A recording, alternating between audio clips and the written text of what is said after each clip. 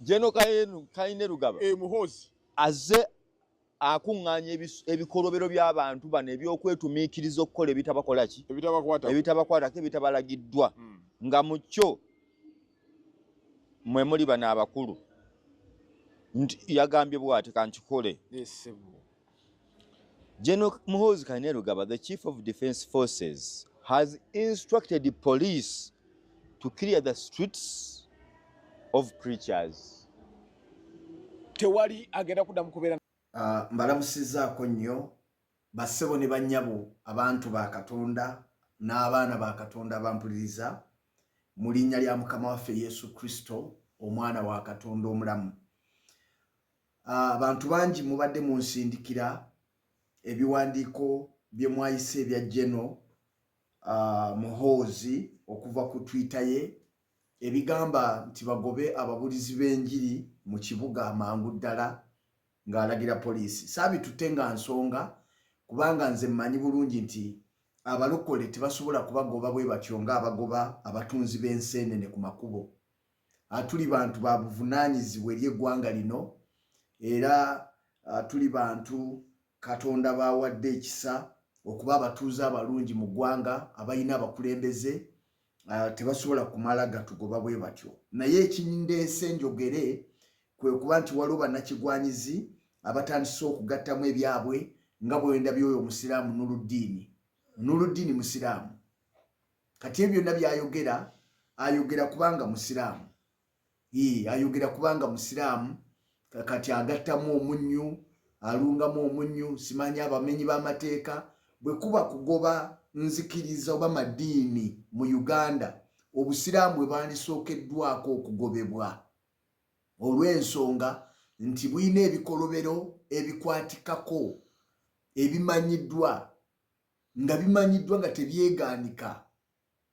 tebyegaanika ng'okufumbiza obwana obuto ng'okukwata abasiraamu nga bali mu bikolwa eby'obutujju ng'okuba n'ekibiina kiramba ekya ADF nga n'omukulu waakyo omusajja musiraamu ali mu kkomera olwaleero bwe buba nga bwo tebunaba kugobebwa kati tebasobola kugoba abalokole ababuulira enjiri abatalina mutawaana era bwe wabaawo ensobi oba ekyokulongoosa batuukirira abakulembeze b'abalokole batuukirira abakulembeze b'ababulizi b'enjiri ne babaga nti mutereeze wano na wano so tebasobola kugoba balokole ku kkubo ng'abagoba akasasiro tekisoboka n'olwekyo abasiraamu ababadde bajaganya munuune kuvu enjiri ekyagenda mu maaso. Tewaliwo muntu yenna mutegeevu asobola kukola kwogera bigambo bwe bityo. Kyemmanyi nti Twitter eyo eteekwa okuba teyavudde wa mukulu oyo nga bwe mugamba. Ntasobola ekyo nkimanyi kubanga lwaki yandikoze bw'atyo nga Kenya pulezidenti waayo ali mu kuzimba kanisa mu State House kati ate tetusobola kuba najje no mu Uganda agoba njiri. Ekyo mukiraba nga tekisoboka nenda mu mukyogera kubanga mulina bye mwenoonyeza ebyammwe. Ekyo bassebo ne bannyabo. Ekyokubiri njagala mutegeere mwenna abali eyo nti ffe okubeera ku makubo tetwetumako bwetumi.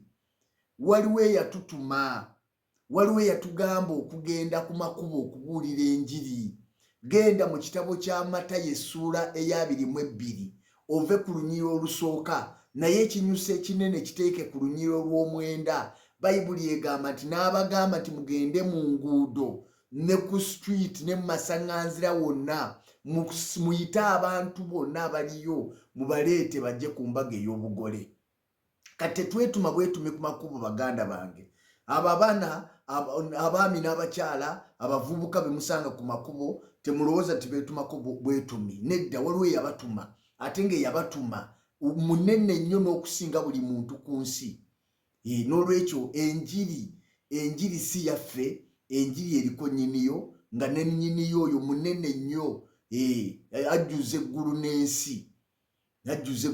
N'olwekyo temulowooza nti enjiri yabalokole nga bwe mubalaba mu masaati gaabwe n'empale zaabwe. Eriko nnyini ate nga muntu munene nnyo wa kitiibwa okusinga buli muntu yenna ku nsi. Kaakati bwe tusoma mu kitabo ky'ebikolwa by'abatume essula ey'okuna olunyolo 16 bayibuli egamba tunaakola tutya abantu bano kubanga bakoze akabonero akatiikiridde ekigambo ekyo kimanyiddwa abantu bonna abatuula mu Yerusaalemi se tetuyinza kukyegaana naye kireme kweyongera okubuna mu bantu tubakange baleme okwogera mu linnya eryo n'omuntu yenna. Kati waliwo emyoyo egigolokoka oluusi nga gyakukanga kyenva ndi wano okuzzaamu ababulizi b'enjiri amaanyi. Totya mugende ku street eyabatuma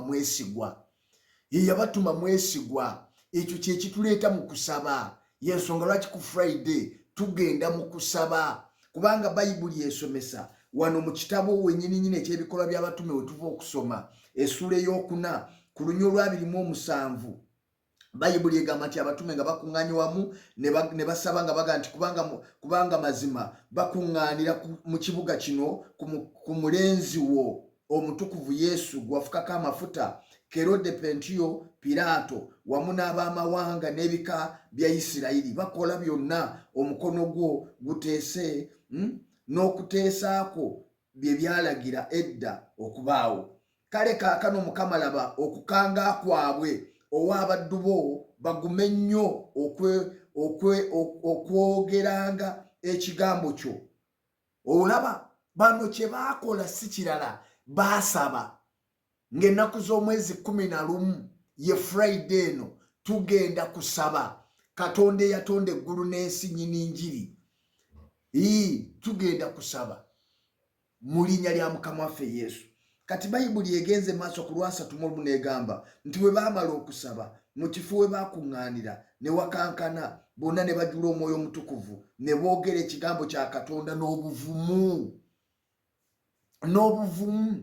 Basebo ne bannyabo tewabaakukanga era nze njagala mutaaginge abakulu bano mutaaginge Mwami Sali Musale mutaaginge omukulu mwanyinaze Patience Wabwogo n'abalala bonna mubataginge basebo ne bannyabo ate nga twogera ku njiri twagala kugyongeramu maanyi mutukwate mu kitavaawo mutuwe ssente tusobole okugula emmotoka nga droning eyo tugisibeko emizindaalo tuleme koma mu kibuga wokka naye ne mu byalo tutuuke. Manyi nti Sali Musale kisobokera ddala sebo mukulu Mwami Sali Musale kisobokera ddala ne tufuna emmotoka ne tubuulira enjiri. Mumanyi enjiri kyekoze mu ggwanga lino abantu abali mu kanisa ne bamala bakomawo mu nsi temuyinza kukyagala naye abalokole bokka be bantu bosanga nga boogera nga tewali gwe bavumye ne boogera n'abantu ne babategeera. Kati kisobokera ddala mwenyinaze Patience ne tugula emmotoka y'enjiri kisobokera ddala ne tuzikiza emimwa gy'abana abalowooza nti enjiri esobola okuzikira. Enjiri tesobola kuzikira mu ggwanga Uganda. Katonda yatusindika tubuulire enjiri tesobola kuzikira.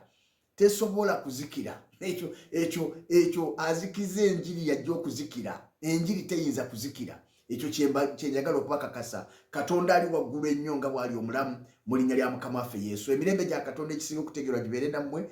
Tusinkane ku Lwokutaano ng'ennaku z'omwezi 11 ku Friday wano ku Christian Life Church mu lukuŋŋaana lw'ababulizi b'enjiri mwenna abalinze mu linnya lya Mukama waffe Yesu. Emirembe gya Katonda gibeere nammwe.